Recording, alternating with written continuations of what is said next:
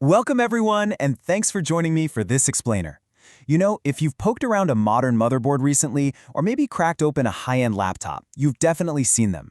Those tiny, gunstick-sized circuit boards holding literally all your precious data. Today, we're going to completely demystify M.2 NVMe SSDs. We're taking the whole journey, right from translating that dense, confusing spec sheet, all the way to physically snapping the drive into your board and getting it up and running in Windows. Let's get into it. So here's our decode and deploy roadmap. First up, we'll decode exactly what M.2 and NVMe mean. Then, we'll look at sizes, keys, and sightedness. After that, we'll talk thermals and cooling, move right into the physical motherboard installation, and wrap it all up by finalizing the Windows setup. All right, jumping right into part 1, decoding M.2 and NVMe, the absolute basics. Let's establish a really clear baseline because, well, these two acronyms get thrown around and mashed together all the time, but they actually describe completely different things. M.2, that refers purely to the physical shape of the drive, that compact gum-stick form factor.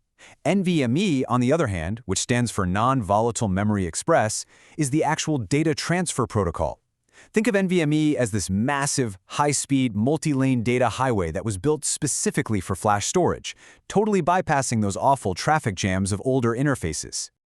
Just looking closely at drives like these Samsung models, the elegance of the M.2 form factor is it's amazing. It's honestly astonishing how engineers managed to cram terabytes of storage onto a tiny 7-gram printed circuit board. I mean, there are no bulky housings, 0 separate power wires, and absolutely no messy SATA cables to route through your PC case. It is incredibly elegant. And there's a massive performance jump when you actually pair that physical M.2 shape with the NVMe protocol. Just to put it in perspective, your traditional SATA 3 drives max out at around 600 megabytes per second, but NVMe drives riding on PCIe Gen 3, they can hit nearly 4,000 megabytes per second, and Gen 4 literally doubles that to around 7,000. For all you gamers watching, this incredible bandwidth translates to roughly a 7 to 37% reduction in game load times, which is absolutely crucial for those asset-heavy 4K titles. It just leaves old SATA drives completely in the dust. Okay, moving on to section 2, sizes, keys, and sightedness. Let's demystify those numbers. Let's break down the jargon here, because when you see a number like 2280 on a spec sheet, it kind of looks like a secret code, right? Well, it's not. The first 2 digits just represent the width in millimeters, and the rest is the length. So a 2280 drive is simply 22 millimeters wide and 80 millimeters long. Pretty straightforward. That 2280 size is the standard for most desktop PC builds. But say you're upgrading a handheld like a Steam Deck, you're going to need the much shorter 2230. And on the extreme end, enterprise servers will often use the super long 22110 just to cram in extra storage chips. Now, a really crucial point here is matching the physical key, those little notches on the connector edge of the drive itself. An M key has a single notch, and that's what unlocks to full high-speed performance by utilizing 4 PCIe lanes. On the flip side, you have the B+M key, which has 2 notches. This dual-notch design gives you maximum physical compatibility across different sockets, which is great. But, and this is a big but, it fundamentally limits your bandwidth to either SATA speeds or just 2 PCIe lanes. We've also got to talk about sightedness. Most 1 terabyte drives are single-sided. That means all the memory chips are sitting on top, letting the drive lay perfectly flat. But when manufacturers start packing 2, 4, or even 8 terabytes onto an M.2 drive, they have to stick chips on both sides. This makes the double-sided drive a bit of a thick boy. It's incredible for raw storage capacity, obviously. But here's the catch. If you try to force a double-sided drive into a super tight laptop motherboard that was only ever designed for a single-sided one, you could literally bend the PCB and permanently ruin the hardware. No way you want that. So let's just take a quick breather for a second. We're talking about packing massive amounts of data into a tiny space and blasting it back and forth at thousands of megabytes per second. It naturally brings up a pretty vital question. With all this power, do you really need specialized cooling? Well, let's dive into section 3 to find out. Thermals and cooling, and how to prevent total meltdowns.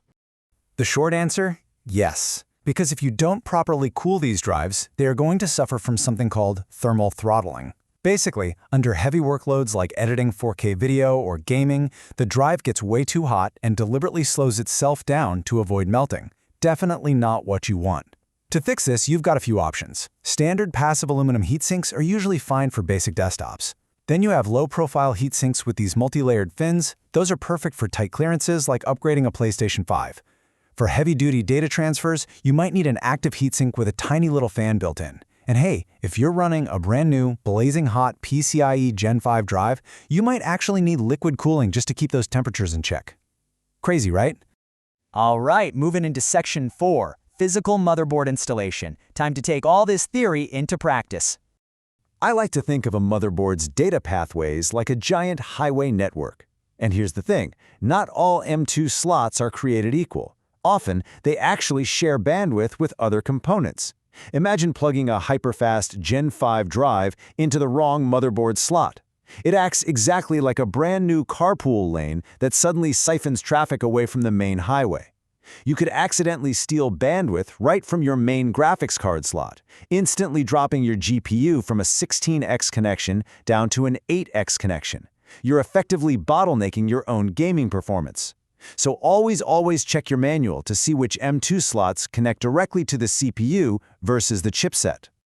Once you've actually identified the perfect slot, the physical installation is honestly a brilliantly simple process.